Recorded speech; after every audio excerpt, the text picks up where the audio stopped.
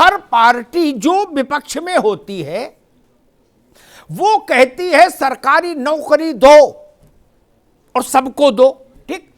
जो उन्हीं में से जो पार्टी सरकार में आ जाती है वो कहती स्वरोजगार करो, स्वावलंबन की ओर बढ़ो, सरकार कहां से नौकरी दे।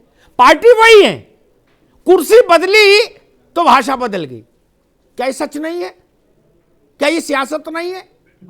या तो स्वावलंबन ठीक है तो स्वावलंबन ही के पीछे पर सब लोग चलो, और सरकारी नौकरी है तो बस एक ही भाषा बोलो। गोविंद मिश्रा, मेरी आपत्ति इस बात पर है। बिल्कुल हम सहमत हैं आपकी इस बात से। और ये सभी सरकारें, अब जैसे कांग्रेस तो कहती है कि हमारे साथ हैं, लेकिन यही जो छात्रों का आंदोलन इस समय राजस्थान में भी हो रहा है, वहां इनका पलड़ा उल्टा होता है। राजस्थान में उसी स्टैंड पे ये क्लियर नहीं होते हैं जिस स्टैंड पे ये उत्तर प्रदेश में हमारे साथ आ जाते हैं। तो राजनीतिक वहां तो बीजेपी वाले, मैं आपसे बता दूं, एबीवीपी वाले युवा हल्ला बोल के लोग लगातार सक्रिय हैं राजस्थान में। देख रहा हूं मैं, और वहां जब प्रदर्शन होता है तो वहां का, इसीलिए मैंने कहा सारे कुएं में भांग पड़ी है। और सबसे शर्मनाक स्थिति मालूम क्या है? इसके बाद मैं राजनीतिक लोगों के पास आऊंगा। सबसे शर्मनाक स्थिति मेरे जैसे आदमी के लिए ये कि जयप्रकाश जी के तप से उपजे लोग बिहार में शासन कर रहे हैं। ये जयप्रकाश नारायण के आंदोलन से पैदा हुए लोग हैं। इसी मुद्दे पर आंदोलन था, नौजवानों ने आंदोलन शुरू किया था। गुजरात से चला था चिम्मन चोर का नारा, और यहां तक आया था बिहार तक। क्या नीतीश उसकी प्रोडक्ट नहीं है? है ना? क्या कर रहे हैं? मुकदमे लिख दिए, इसको भी जेल भेज दो, उसको भी जेल भेज दो, उसे कुछ होगा? मैं इसी बात से वो रहता हूं मुख्तलिफ, मेरी ओपिनियन बिल्कुल खरी रहती है। जेबा यास्मीन जी, जो सरकार में आ रहे तो भाषा बोले दूसरी दल, सरकार विपक्ष में रहे तो बोले दूसरी। अब जो नौजवान है ना वो परेशान है, हताश है, निराश है, तो उसको तो उस वक्त जिसकी बात अपने पक्ष में लगती है वो उसके पीछे खड़ा हो जाता है बेचारा। लेकिन जैसे मैं एक उदाहरण देके अपनी बात आप सवाल के रूप में खड़ी कर दूंगा आप लोगों के लिए, उस पर सबसे उत्तर लूंगा। जैसे दलितों ने जिस को बड़ा बनाया, विनीत शुक्ला आप भी सुन लो, हैं? उसने दलित के बर्तन में खाना खाना बंद कर दिया जब वो बड़ा बन गया। क्या? वैसे ही बेरोजगारों ने जिन जिन को सत्ता दिलाई, फिर उनने बेरोजगारों से दूरी बना ली। बहुत हुआ तो इतना कह दिया कि भाई स्वरोजगार करो, सबको रोजगार कहां से मिलेगा, हटो। जेबा यास्मीन, सारे राजनीतिक दलों की यही समस्या है जिस पर आज हम बहस करने आए हैं। जी अमिताभ जी, हमारे जो एम्प्लॉयमेंट सिस्टम है ना, इसमें बहुत बड़ी गड़बड़ी है। और एक जैसा आप हर डिबेट पे मुद्दों पे उठाते हैं कि जब भी डेट ऑफ इशू हो, जब भी कोई वैकेंसी निकले तो कम से कम उसके साथ डेट ऑफ कंप्लीशन भी आना चाहिए। और विपक्ष के तौर पे हम इस पे काम करेंगे और इन मुद्दों को उठा के एक कानून जरूर बनाने की कोशिश करी जाएगी, क्योंकि जो युवा है वो वही भविष्य है उत्तर प्रदेश का या देश का। बात राजनीति की नहीं है। कल को मेरे बच्चे बड़े होंगे, वो भी आप ही की तरह पीड़ा सहेंगे जो आप उत्तर प्रदेश में सह रहे हैं। आज मेरे बच्चे छोटे हैं, कल उन पे वही दर्द आएगा जो आप पे आ रहा है। तो मेरा ये प्रयास होगा कि आगे चल के उसमें सत्ताधारी पार्टी भी हमारा साथ दे, और जो भी विपक्ष में आगे चुनाव के बाद रहता है, ये जिम्मेदारी बनती है कि जिस दिन तारीख निकले, जिस तारीख को एडवर्टाइजमेंट निकले वैकेंसी को, उस तारीख को खत्म, कंप्लीशन की भी निकलनी चाहिए डेट, और उसमें खत्म होना चाहिए। और ये जो हिंसा हुई है, हम मतलब हिंसा चाहे वो स्टूडेंट्स ने करी हो और पुलिस ने करी हो, हमने तो जो टेलीविजन के माध्यम से हिंसा किसी पक्ष से स्वीकार्य नहीं ना, हाँ, किसी की स्वीकार नहीं है। इलाहाबाद में भी जिस तरीके से रूम से खींच के स्टूडेंट्स को मारा गया, वो बहुत दर्दनाक है, बहुत दर्दनाक है। तो पुलिस को भी इतना नहीं क्रूर होना चाहिए। इनफैक्ट जो सरकार है उन्हें देखना चाहिए, बल्कि मुख्यमंत्री जी ने कल बयान दिया TV9 भारतवर्ष पे ही कि उपद्रवी, ये हर प्रोटेस्ट में उपद्रवी कहां से आ जाते हैं। पुलिस क्यों नहीं जान पाती है? ठीक और है, उपद्रवी ठीक तो है, रह जाते हैं, मासूम लोग लाठी खा ठीक जाते हैं। है। हमेशा दंगा भड़काने वाला भाग जाता है, जो वहां सब्जी लेने गया होता है वो मारा जाता है। बिल्कुल। हम तो अपने छात्र जीवन से ये देख रहे हैं। विनीत शुक्ला,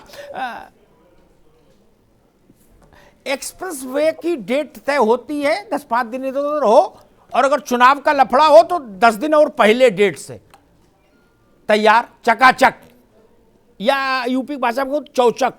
ठीक,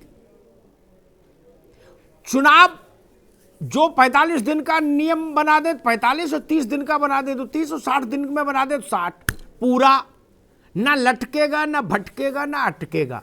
ये पूरे हिंदुस्तान में कौन सी वायरस लगा है कि केवल नौकरी ही अटकती भटकती लटकती है। जिस नौकरी पर आज शाम को प्रधानमंत्री कार्यालय में बड़ी बैठक होने जा रही है, उस नौकरी की घोषणा विनीत शुक्ला हुई थी जनवरी 2019 में। 19 बीत गया, 20 बीत गया, 21 बीत गया, 22 का जनवरी बीतने आ गया। शुक्ला जी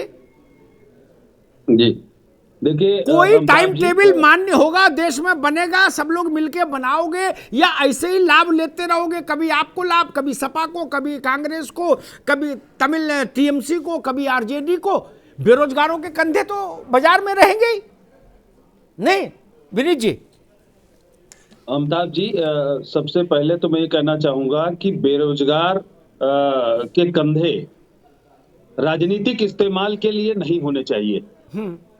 भारतीय जनता पार्टी तो कतई नहीं करती है। जिन लोगों को इस्तेमाल करना है वो करें, और उन लोगों को सबक भी जनता सिखाती है।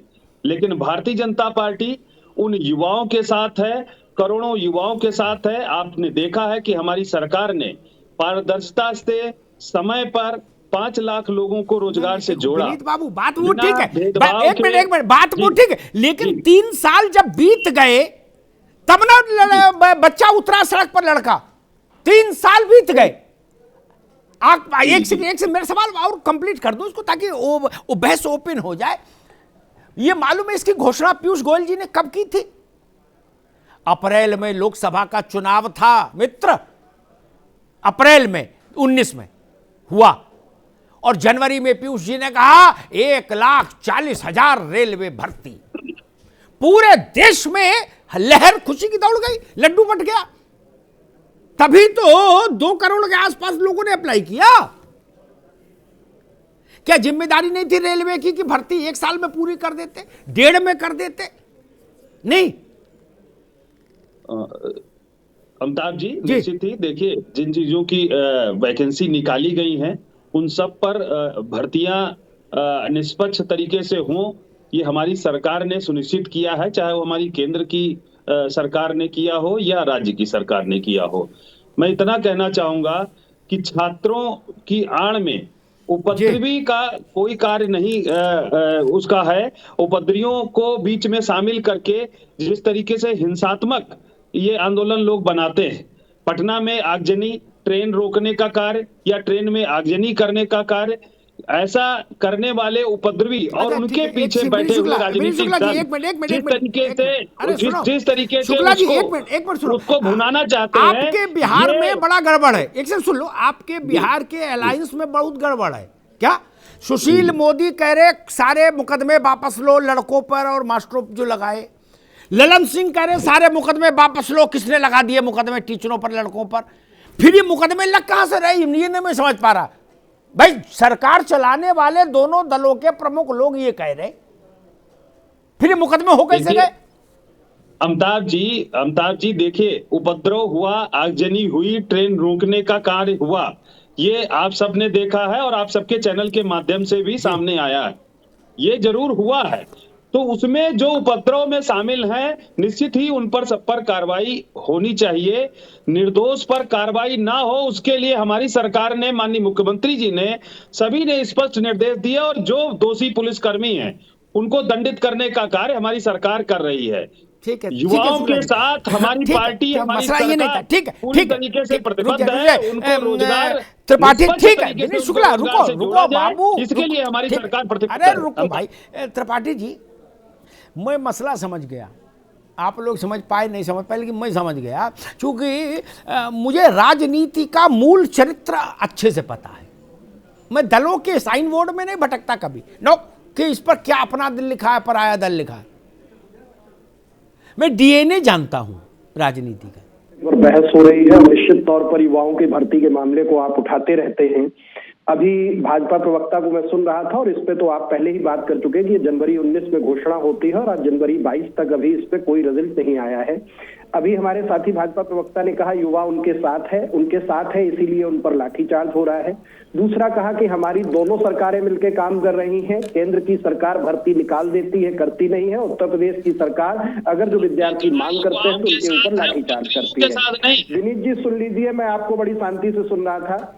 मैं यही कह सकता हूं कि आप बिल्कुल सही कह रहे हैं अमिताभ जी कि राजनीति के डीएनए को आप अच्छी तरह से समझते हैं और कहीं ना कहीं ऐसा छलावा होता रहा है और छलावा हो रहे हैं। हमारे कार्यकारी अध्यक्ष हल्ला बोल जो बैठे हुए हैं गोविंद जी, उन्होंने कहा कि राजस्थान की भी समस्या है, लेकिन मैं इसको थोड़ा सा समझाना चाहूंगा कि राजस्थान की समस्या और अभी जो बिहार और इलाहाबाद में हो रहा है उन दोनों समस्याओं में बुनियादी रूप पे अंतर है। लेकिन फिर भी मैं मानता हूं कि कहीं ना कहीं व्यवस्था में ऐसे दोष हैं जो भर्ती नहीं हो पा रही है। उत्तर प्रदेश के संदर्भ में मैं आपको यही आश्वासन दे सकता हूं कि अभी हमने जो 21 जनवरी को अपना भर्ती विधान जारी किया है और अभी आपने शुरुआत में कहा तो मैं भर्ती विधान लेके बैठा हुआ हूं, इसके पेज नंबर 9 पे हमने लिखा है कि एक कैलेंडर तैयार किया जाएगा और 6 महीने में भर्ती होगी। 6 महीने से ज्यादा का टाइम नहीं होगा और उसके सारे डेट और मानदंड होंगे और यदि पालन नहीं होगा तो तत्काल गंभीर कार्रवाई अधिकारियों पे होगी।